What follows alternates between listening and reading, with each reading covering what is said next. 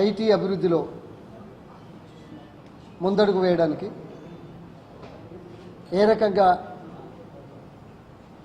ముందున్నదో తెలియజేయడానికి దేశంలోని 25 అతిపెద్ద సంస్థల అధిపతులు వారి వారి వ్యాపార లావాదేవీల గురించి చర్చించడానికి ఈ నాలెడ్జ్ సమిట్ ఏర్పాటు చేయబడింది. ఈ నాలెడ్జ్ సమిట్లో ఉన్న ఎగ్జిబిషన్ను గౌరవ ముఖ్యమంత్రి గారు ఉదయం 10 గంటలకు ప్రారంభిస్తారు. ఉదయం 11:30కు కేంద్ర ఇన్ఫర్మేషన్ టెక్నాలజీ సహాయ మంత్రి సచిన్ పైలట్ గారు ఈ సదస్సును ప్రారంభిస్తారు. ఈ 2 రోజుల సదస్సులో సుమారు 1000 మందికి పైగా ప్రతినిధులు పాల్గొంటున్నారు. దీంతోపాటు media ఇంటరాక్షన్లో media, IT industry, Andhra Pradesh, India ఈ 4 అంశాల మీద ప్రతిస్పందించడానికి, చర్చించడానికి మీడియాలోని దిగ్గజాలు కూడా ఈ కార్యక్రమంలో బాగా పంచుకుంటున్నారు.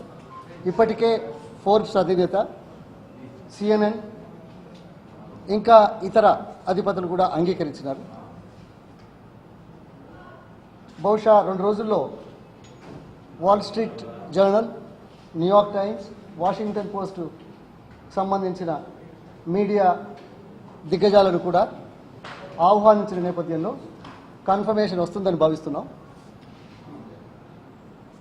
ఈ సందర్భంగా గౌరవ ముఖ్యమంత్రి గారు హార్డ్వేర్ పాలసీని దేశంలో ఇప్పటి వరకు ఈ హార్డ్వేర్ పాలసీ రిలీజ్ చేసిన రాష్ట్రాలు అతి కొన్ని రాష్ట్రాలే అయితే అందులో ఆంధ్రప్రదేశ్ ఒకటి.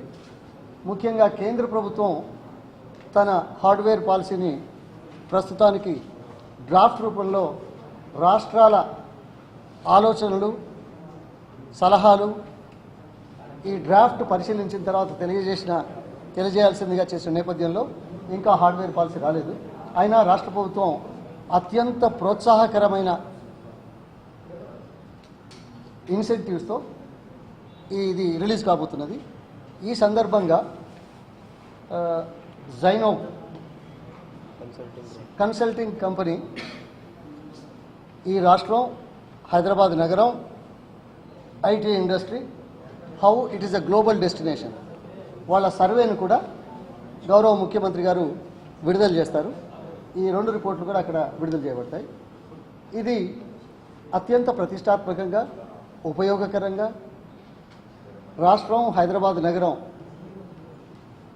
ఐటీ పెట్టుబడులకు ఆమోదయోగ్యమైనదిగా ప్రపంచవ్యాప్తంగా జరుపుతున్న సర్వేలలో వచ్చిన విషయాలను తెలియజేయడం కోసం